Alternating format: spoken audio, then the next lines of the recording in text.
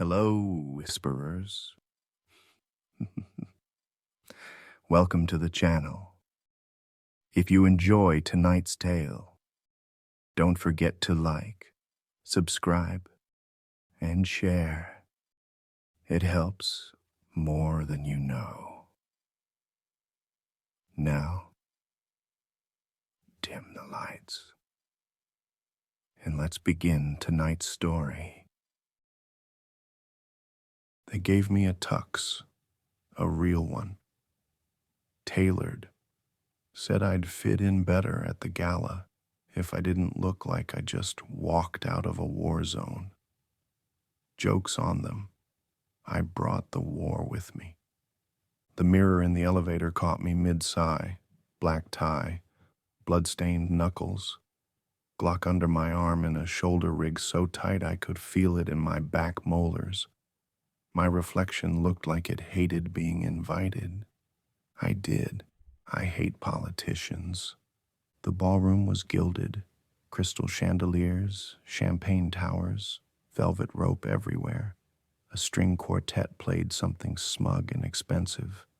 People laughed too loudly, smiled too wide, the kind of rich where they're always a few glasses away from telling you about the time I did ayahuasca with a shaman in Prague. And in the middle of all of it, Senator Corbin Drell, tall, perfect posture, gray streak at his temples like a goddamn soap opera villain. No reflection in the champagne flute he raised for the cameras. There you are, I thought. You smug, undead bastard. I kept to the shadows near the marble column, scanning the crowd. Every 30 seconds, someone giggled in a way that made my stomach flip. It wasn't wrong exactly. It was too perfect, like it was rehearsed. The agency briefed me in the back of a black SUV 45 minutes before this. He's not just running for Senate, they said. He's been behind 3 decades of influence ops, mass disappearances, blood farms. But he's protected. You catch him on camera, he doesn't show up. You shoot him in public, the crowd sees you as the attacker. It's perception war. So why me? I asked. Because we need someone who doesn't care about perception. Fair. I slipped a UV flash capsule into my jacket pocket, next to the silver stakes. The Glock sat like an old friend under my ribs. Each magazine was loaded with UV reactive tracer rounds.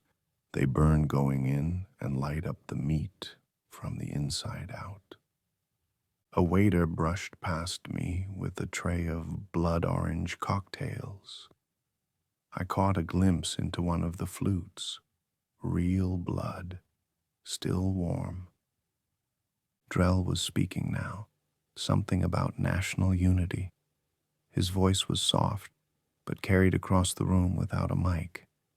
Every head turned to him like flowers toward sunlight.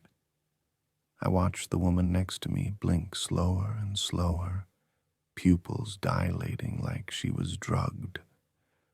I tapped my earpiece. Going now. Lucas, wait. Don't engage yet. I clicked it off. I was already moving. Slipped behind the curtain near the stage. There was a junction box tucked against the wall, marked lighting. Popped it open, jammed a charge inside, and waited. My fingers tightened around the Glock. The crowd laughed again. I could hear Drell talking, but the words were warping, like they weren't even English anymore. My head throbbed. I stepped back into view, out of the shadows. He saw me immediately. Drell didn't stop speaking, didn't blink, just smiled. "Mr. Moore," he said aloud, somehow blending it into his speech. "It's an honor." I pulled the trigger. Crack. One round to the speaker system. Crack. Second round into the overhead light rig. The chandelier exploded, raining glass and UV dust into the room. The capsule I planted earlier went off, white-hot flash, a whoomph like compressed sunlight. Someone screamed. I moved through the disoriented crowd. A woman in pearls turned toward me, her mouth open too wide, way too wide, and I saw needle teeth. I shot her in the head. The round didn't just kill her, it ignited her. She dropped like a torch, writhing on the marble floor as her skin peeled away in papery flakes. The spell was broken. Guests turned, revealing pale faces and blood-slicked lips, every one of them smiling at me with the same expression Drell wore. "I hate this part," I muttered, flipping my jacket open for a fresh mag. Someone lunged. I kicked him in the knee, brought the Glock up, and ended him with 2 in the chest and 1 in the eye. He convulsed and burst like a balloon of meat and smoke. Somewhere in the chaos, Drell was gone, just a trail of smoke slithering behind the curtains. Of course he ran. I reloaded, sighed. One of the guests, a man in a campaign t-shirt, was crawling toward me, teeth snapping like a dog. I stepped on his back and kept walking. Should have charged more. You ever see a room turn inside out? That's what happens when glamour breaks. The illusion shatters like glass, and the thing beneath, the real thing, sinks its claws in. The ballroom was chaos, blood mist, smoke, UV dust still hanging like glitter in the air. I moved through it quiet, fast, gun low, muzzle up. Every few steps I dropped another one, 3 shots or less, depending on how fresh they were. The ones closer to Drell burned faster when I hit them. His favorites. The ones farther back took a few more rounds. They fought harder. That's how you know who drinks from the source. Someone lunged out from behind a tipped table, red dress, high heels, face smeared with blood. She was whispering something under her breath like a prayer.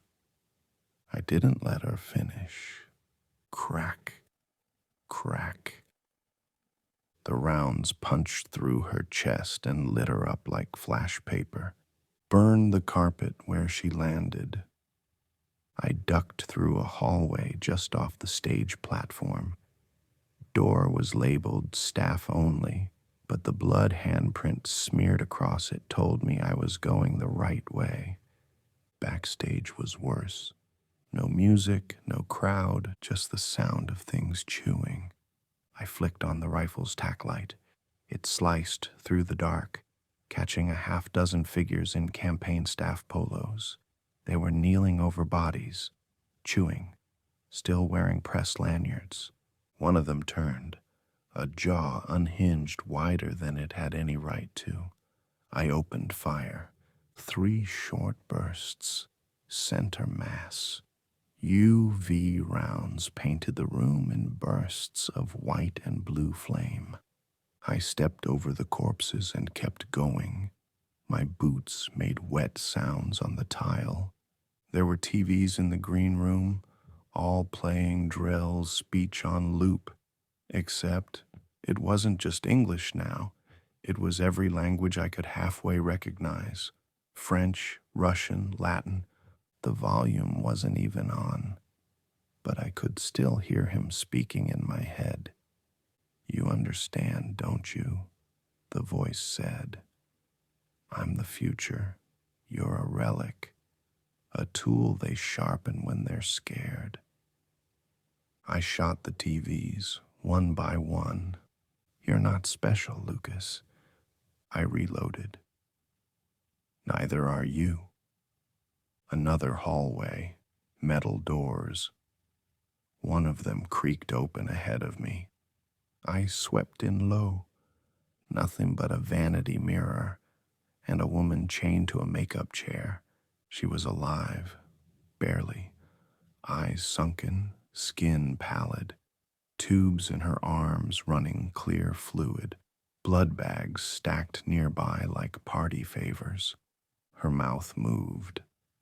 I knelt close. He's older than America. Her breath was warm, still human. I shot her in the heart. Didn't blink. She started to scream as the fire took her. Only it wasn't hers. It was his. Drell's voice poured out of her lungs like steam from a cracked pipe. The room stank of sulfur and charred bone. And then he was behind me, reflected in the mirror. Not in the doorway, just the mirror. His eyes glowed like twin stars inside a black hole. I spun and fired 3 times. The rounds hit something, not glass. I heard a roar, animal and deep, as the mirror cracked down the center like a wound. Smoke poured out. Then, nothing. Another cheap trick. I checked the magazine. 4 rounds left. No backup, no team. Just me, an empty ballroom full of burning corpses, and a vampire who thought he was God's gift to modern politics. I slung the rifle and pulled the stake from my belt. It was old, oak, scorched at the tip from the last time I used it on something that wouldn't stay dead. The elevator to the roof dinged down the hall. I stared at the glowing number, 14. My heart thudded once. Then I started walking. The elevator doors opened with a soft ding, like it wasn't about to deliver me into a goddamn nightmare. Rooftop level. Wind hit me first, cold and sharp, whipping rain sideways like shrapnel. There was no music anymore, no chanting voices, just the low hum of storm clouds waiting to split. And the smell. Blood. Old, rich, sour, like meat gone bad in velvet wrapping. The door closed behind me. Bodies lined the rooftop, campaign donors and staffers, hung from scaffolding, throats open, still twitching. Some looked peaceful, most didn't. I stepped over a severed hand gripping a gold-plated invitation. Lightning cracked overhead. Drell was standing at the edge of the rooftop, arms wide, staring out over the skyline like a man admiring his kingdom. His back was torn open, something moving beneath the skin. His tuxedo smoldered, burnt at the collar. Steam poured off him like smoke off a battlefield. He didn't turn around. "You're early," he said, calm, almost amused. "I wanted you to see what comes next." "You always this dramatic?" I raised the rifle, sighted center mass. "Or is that just an undead thing?" He chuckled. "You still think this is about you?" "No, I think it's about your chest." I pulled the trigger. Crack, crack, crack. Rounds lit him up in a row, punching through his back. UV rounds glowed through his torso like dying stars. He jerked once, then turned, slow. His skin peeled away in ribbons. Fangs dripped black fluid. The left half of his face was gone, melted down to bone. His eyes glowed red, and his arms were too long now, shoulders dislocated outward like a bat unfolding its wings. He stepped forward, hunched and steaming, the bones in his fingers growing into claws as he moved. I've existed through empires, wars, pandemics, and you think a gun is going to stop me? No, I said. That's what the coin is for. He charged. I threw a holy water grenade at his feet. It exploded in a flash of silver steam. Drell screamed, staggering, but didn't stop. We collided near the edge of the rooftop. He was strong, inhuman, strong, picked me up by the throat and slammed me against a vent pipe, cracking the metal behind my spine. I should have made you my campaign manager, he growled, teeth inches from my face. I jammed my thumb into his eye socket. He shrieked, dropped me. I rolled, pulled the silver coin from my pocket, engraved with a cross, blessed and scorched on one side, slammed it between his teeth. He tried to spit it out, didn't get the chance. I drove the stake into his heart with both hands, straight down, bone cracked, flesh split. The sound he made wasn't a scream. It was every scream he'd ever stolen, poured out at once. His body lit from within like a furnace. His arms flailed once, then turned to ash, midair. The rain couldn't put out what burned inside him. Nothing could. I stood over the pile as the wind picked up, scattering him across the city. Silence fell. No applause. Just smoke and sirens somewhere below. Back downstairs, I lit a cigarette with a smoldering campaign flyer and leaned against the hotel's marble railing. My suit was ruined, scorched, blood-soaked, and still ticking from the holy water burns on my collar. Didn't matter. A government SUV pulled up, window cracked. "You done?" my handler asked. "Yeah," I said, flicking the match. He endorsed the wrong hunter. "You're gonna have to testify about this." "No, I'm not." She paused. "Lucas, I'm not testifying. I'm going home. I've got another job next week." She looked like she wanted to argue. Thought better of it. Rolled the window back up. I walked off into the rain. No one stopped me.